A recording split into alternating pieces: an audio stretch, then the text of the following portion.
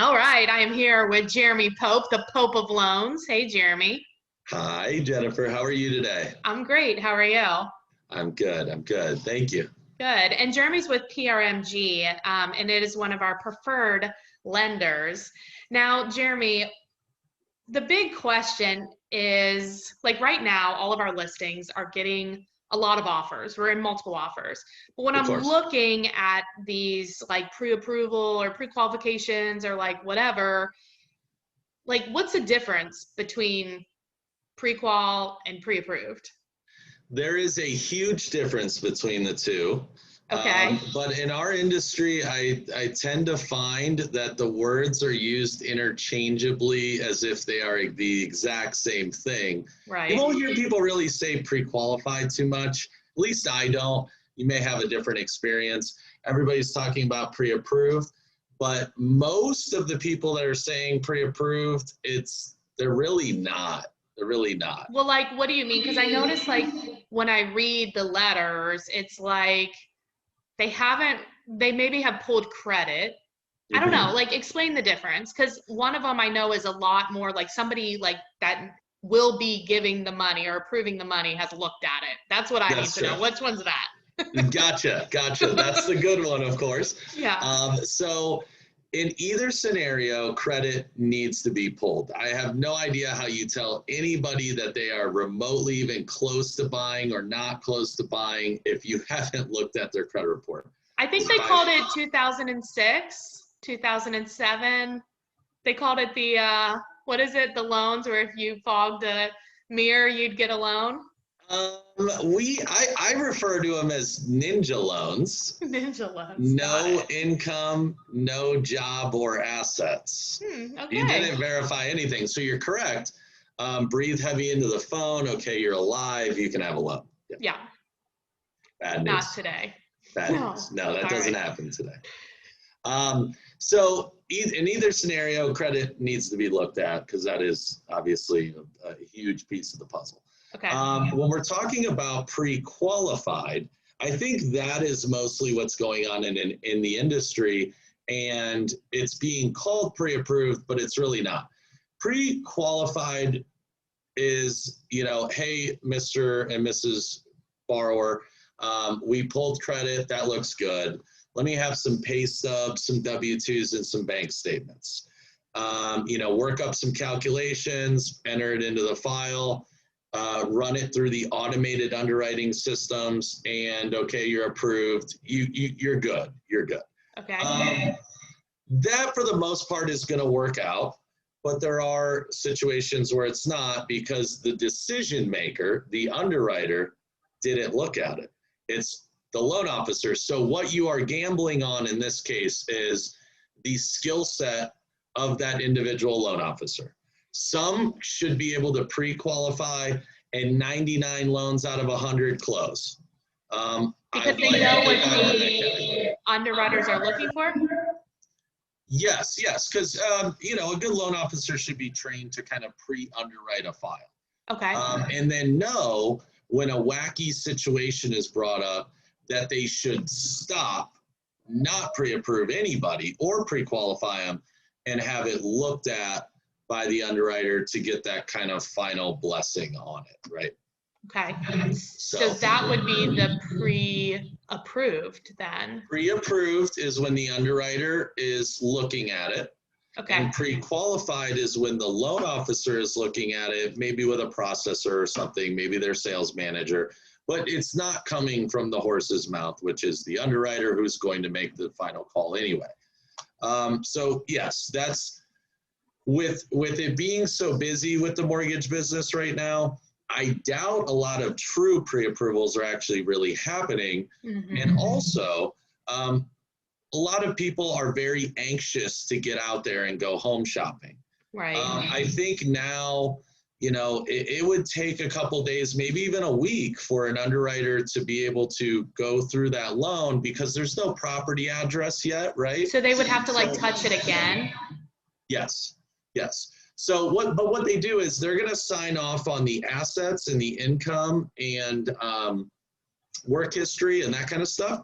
So what they're going to do is issue a condition sheet that says, okay, I need a purchase contract, Mm-hmm. I need an appraisal, I need some homeowners insurance, like all property specific items, not so much about the borrower and their pay and their. So then they wouldn't necessarily go back and relook at all those other things. I mean, if enough time goes by, I think if 60 days or more went by, they'd probably, okay, I want some updated bank statements, Okay. updated pay stubs, make sure nothing changed. But other than that, you are correct. You should not have to go through like a full-blown pre-approval again, or an underwriter looking at it. With the volume where it is, you know, we're experiencing record low interest rates.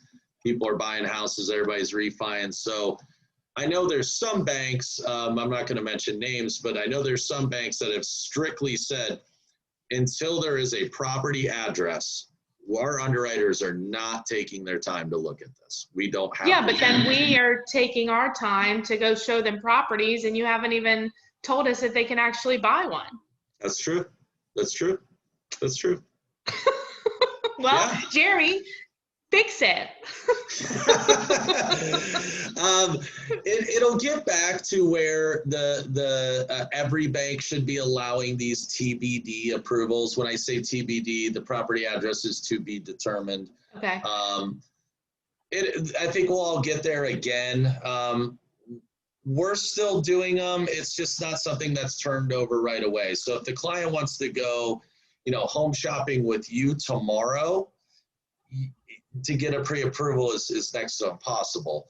But that's where, you know, the reputations of these loan officers needs to be very important.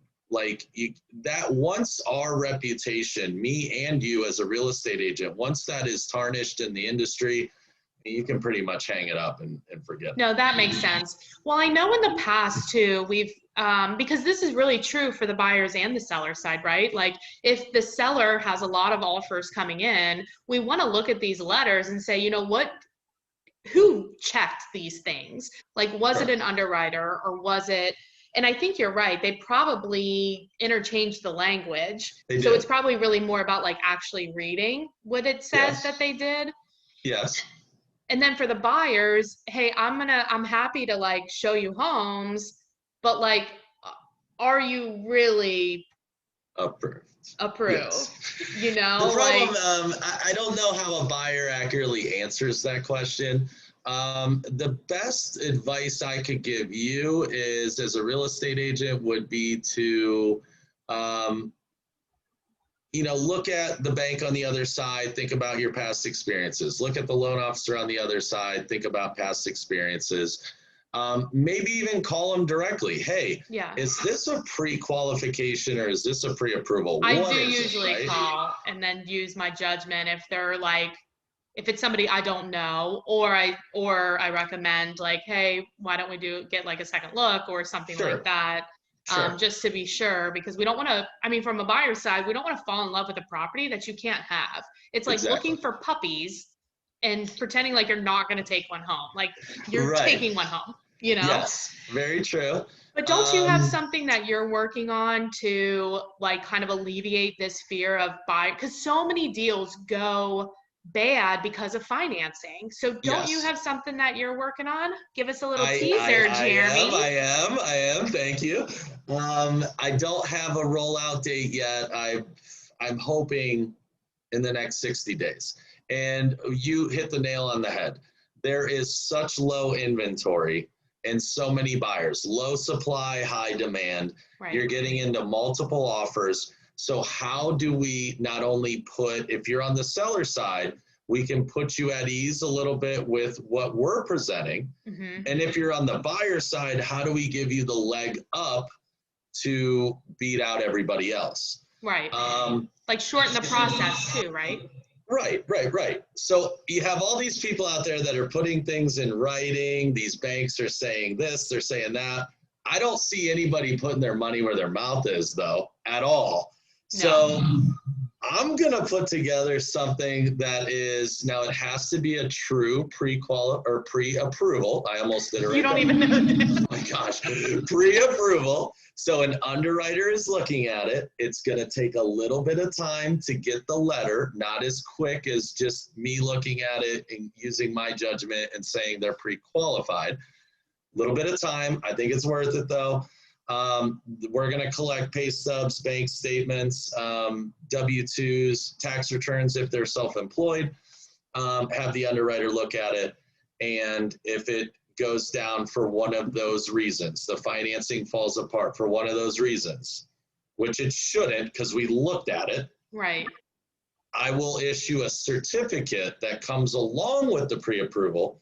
So you have the buyer, you submit your offer, you submit the pre-approval letter, and you submit a certificate that says if the deal goes down for A, B, C, and D, which are the things we checked, okay, I'm giving the seller $5,000. Damn, that's like extra earnest money. Sure, yeah. It is. I hope to never have to pay it out, but you know, that's okay because I don't see this happening now, and I think it's a great way to put yourself apart from the competition as a buyer. Oh, for sure. Yeah, because if I was the seller, if I was able to present that to the sellers, say, hey, this buyer that we're working together, not only is this pre-approved versus pre-qualified, but if the deal goes down, you're getting $5,000, Mr. and Mrs. Seller or whoever, right? Sellers. Sure, sure. Like they're going to be like, if everything else is the same, they're going to be like, okay, I'll do that one. Right, right. Now, there are some things in there that, you know, an appraisal kind of out of our control, you know, stuff like, or a seller lien that isn't theirs. No, but it has to be like a financing-based thing. Exactly. I mean, that makes sense, right? Of course, like a logic. Wow, that's exciting. So when is that happening? Tomorrow? Today? Oh yeah, tomorrow. Yeah, yeah. I'm hoping. We're looking. Well, I'll just tell you, we're looking for a second underwriter. We have one now, and with the amount of loans in her queue, I think we would push her over the edge if we try to do this right now. So looking for a second one. Once the second one is in place, they're not going to be spread so thin. Now we can throw these extra pre-approval loans into the hopper. That's awesome. That's so exciting. Well, as always, it's very informative to have you on. We really appreciate that. And now we all know the difference between a pre-qualification and a pre-approval, and we're looking for a pre-approval. Yes. Yes. Love it. Yes. Cool. Yes. Well, thanks a lot, Jeremy. Have a great rest of the day. Thank you so much, Jennifer. I appreciate it. Bye. Bye.